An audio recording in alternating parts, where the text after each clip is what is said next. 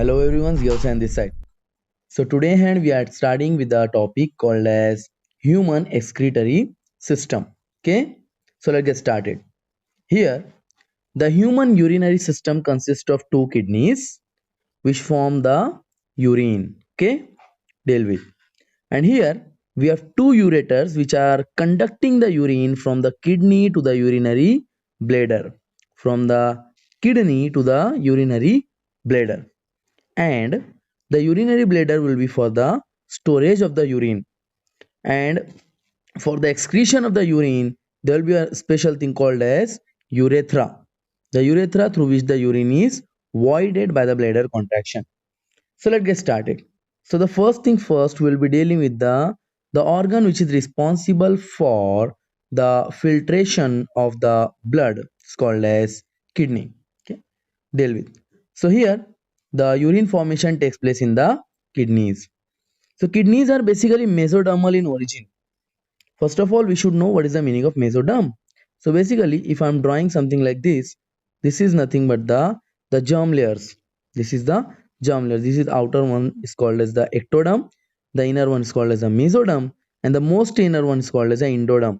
So basically, the kidneys are mesodermal in origin, and they arise from linearly arranged mesodermal somites.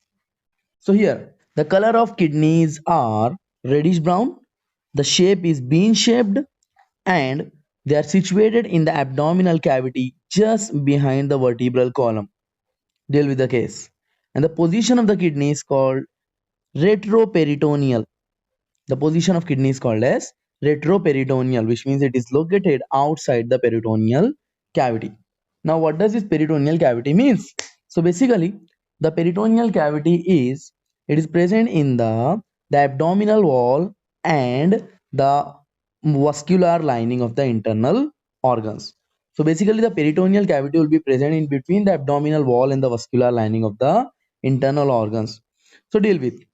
Basically, they are situated between the level of the last thoracic and the third lumbar vertebrae. Please do remember that the position is the last thoracic and the third lumbar vertebrae, which is close to the dorsal inner wall of the abdominal cavity. Dorsal inner wall of the abdominal cavity. So deal with, which means like the back side. Last two pairs of the ribs. That is, floating ribs protect the kidney from the back side.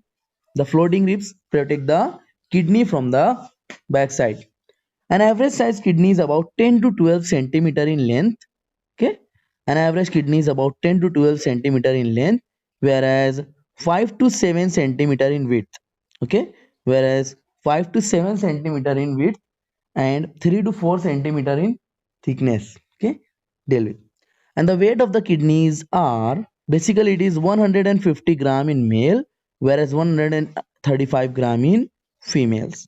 And usually the right kidney is smaller than the left kidney, and it is positioned a bit lower as compared to the left kidney. Why it is so? Because the most portion of the right side is occupied by the liver. So because of the liver being on the right side, the right kidney slightly positions below the left kidney. Okay, the kidney is covered by a layer of fibrous connective tissue that's called as the renal capsule. Okay, which protects it from infection and injuries. Deal with.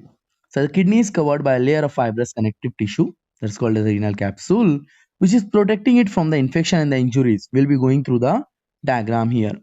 And around the capsule, there's a layer of fat that's called as adipose capsule, and the other as well called as a fibrous membrane called as renal fascia.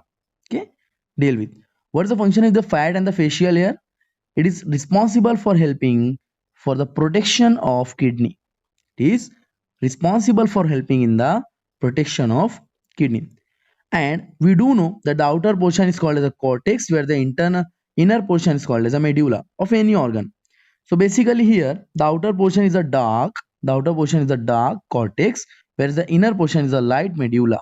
Okay, deal with. And both the regions are containing the uriniferous tubules are called as nephrons, the basic unit of filtration. Now we are dealing with the structure of the kidney.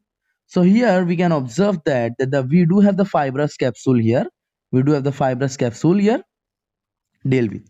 Now, the outer portion, what we have gone through is the cortex. Here, the like the dark brown color is the cortex, whereas the inner portion will be called as medulla. Here you can go through.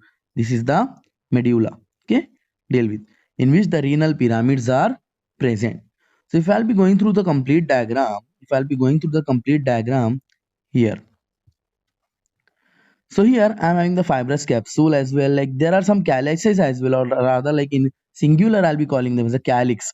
So this portion is called as major calyx, which is comparatively lower in number as compared to the minor calyces. As compared to the minor calyces, these are the minor calyces which are opening into the major calyx. Okay, deal with. And the veins and the arteries are also here. So the oxygenation and the deoxygenation. So ultimately, for our understanding, they have colored the arteries as a red colored, whereas the veins as the blue colored blood vessels. So here arcuate vein, this one is a blue colored arcuate vein, and the same time we are having arcuate artery as well. And we have some arteries and the veins in the lobes as well. They are called as the interlobular artery and the interlobular vein, here depicted as the red and the blue color. But the major vein and the major artery which is connected to the kidneys, we have already dealt with all the blood vessels. They are in the human circulatory system, so you can go through that lecture. So the name of the artery which is supplying blood towards the kidneys is called as renal artery, whereas the name of the vein which is collecting the blood from the kidneys is called as renal vein. We already know this, correct? Deal with. But one extra thing is also there, which is collecting the urine from the kidney, is called as ureter. It's called as ureter. So this one is the ureter. And the opening of the ureter is called as pelvis. This portion is called as renal pelvis.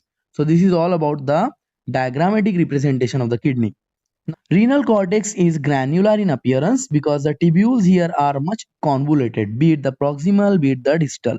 Okay, be it the proximal, be it the distal convoluted tubule, and they are containing the Malpighian corpuscles. They are containing the Malpighian corpuscles.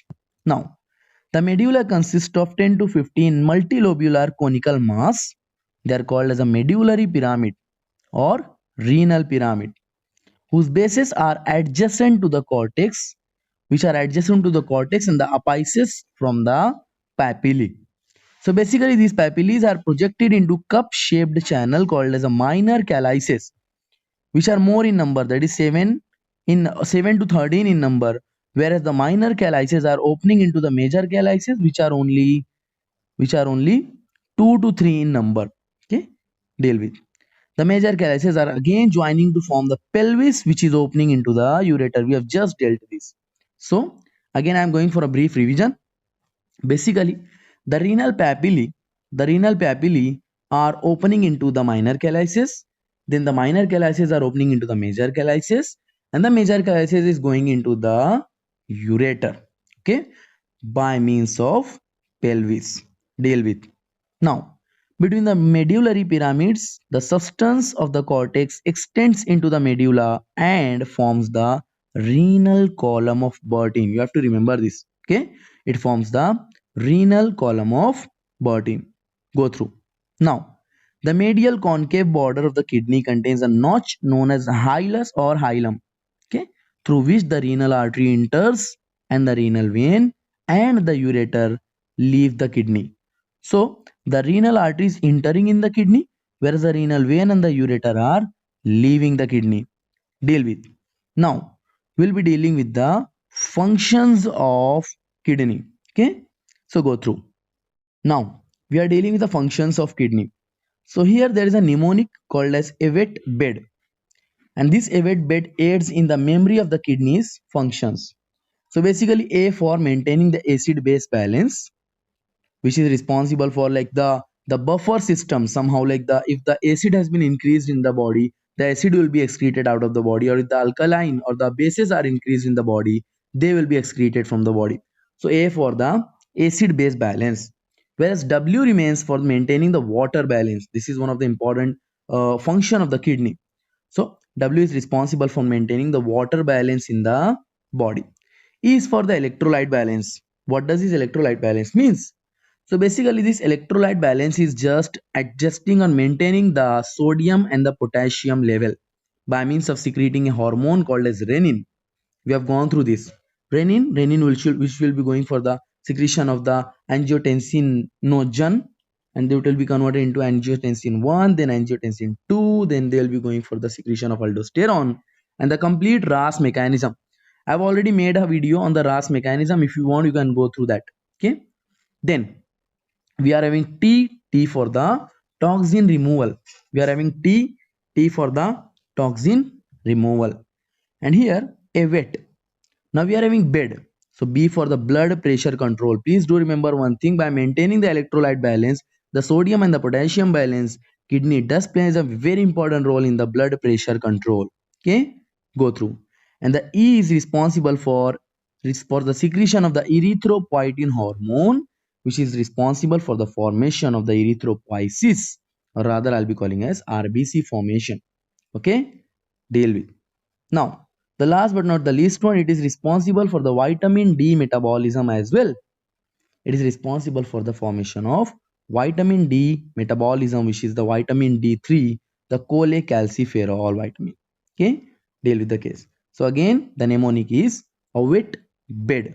A for maintaining the acid base balance, whereas W is for the water balance, E for the electrolyte, T for the toxin removal, B for the blood pressure control, and E for the erythropoietin, and the last but not the least one, D, cholecalciferol metabolism. Okay, deal with.